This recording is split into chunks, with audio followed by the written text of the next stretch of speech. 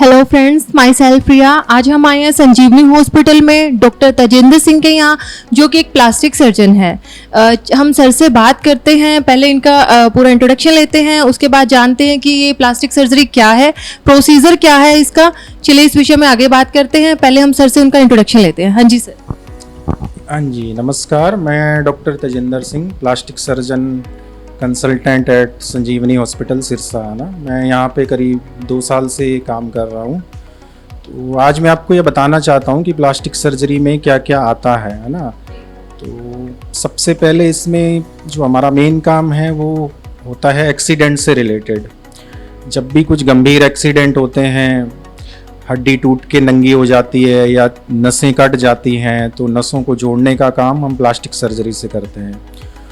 और अगर हड्डी नंगी हो गई है तो उस पर नया मांस चढ़ाने का काम हम प्लास्टिक सर्जरी से करते हैं। ठीक है।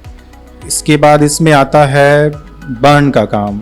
जो भी मरीज जल जाता है तो उसका पूरा इलाज प्लास्टिक सर्जरी से होता है ना। जले हुए निशान, उंगलियां टेढ़ी हो गई हैं, गर्दन चिपक गई है, वो सारा इलाज हम प्लास्टिक सर्जरी से करते हैं।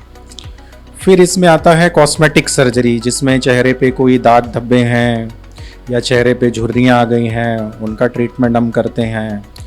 या किसी की नाक की शेप हमें चेंज करनी है, या कान के छेद बड़े हो गए उनको छोटा करना है, तो ये सब कॉस्मेटिक सर्जरी में आता है।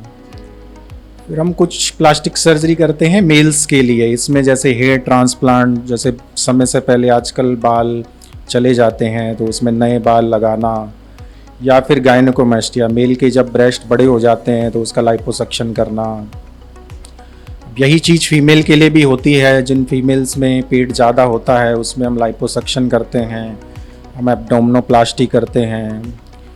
फिर प्लास्टिक सर्जरी में ब्रेस्ट के लिए भी कई तरह की सर्जरी होती है, जैसे ऑगमेंटेशन, जिसमें हम छोटे ब्रेस्ट को बड़ा करते हैं। फिर ब्रेस्ट रिडक्शन, जिसमें हम बड़े ब्रेस्ट को छोटा करते हैं। फिर एक सर्जरी ब्रेस्ट लिफ्ट भी हम करते हैं, है ना। फिर हमारे पास आते हैं डायबिटिक फुट, जो यूजुअली आजकल जो शुगर के मरीज होते हैं उनमें जो जख्म बन जाते हैं वो जल्दी भरते नहीं हैं, तो उसका इलाज हम प्लास्टिक सर्जरी से करते हैं। फिर इसमें हम बेड सोर का इलाज भी करते हैं। जो मरीज कई लंबे समय से बेड पे पड़े हुए हैं, उनमें पीछे जख्म बन जाते हैं, तो उन जख्मों का पूरी तरह से इलाज हम प्लास्टिक सर्जरी से करते हैं। कॉस्ट क्या रहती है सर? लोगों का कहना है कि काफ़ी कॉस्टली रह जाता है ये, मतलब पर पर्सन इसको अफोर्ड कर सकता है अगर किसी तरह की प्रॉब्लम अगर नॉर्मल मीडियम लोगों में से आती है? मतलब कि हाई लेवल के लोग तो इसको अफोर्ड कर ही लेंगे, मीडियम लोगों के लिए रहता है कि शायद हम अफोर्ड नहीं कर पाएँ, कुछ ऐसी प्रॉब्लम्स उनके सामने आती है, उसके बारे में क्या कहेंगे? देखिए, यही लोगों में गलत धारणा है। प्लास्टिक सर्जरी कोई महंगी सर्जरी नहीं होती है। जिस रेट पे नॉर्मल ऑपरेशन होते हैं तो प्लास्टिक सर्जरी का भी वही रेट होता है।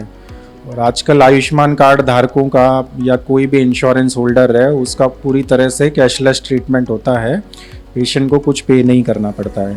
हाँ जी, आज हम डॉक्टर साहब से मिले, सो उन्होंने बताया कि प्लास्टिक सर्जरी किस तरीके से करी जाती है, क्या क्या प्रोसीजर उसका रहता है। जिसको भी अगर किसी को प्लास्टिक सर्जरी करवानी है, संजीवनी हॉस्पिटल में आए।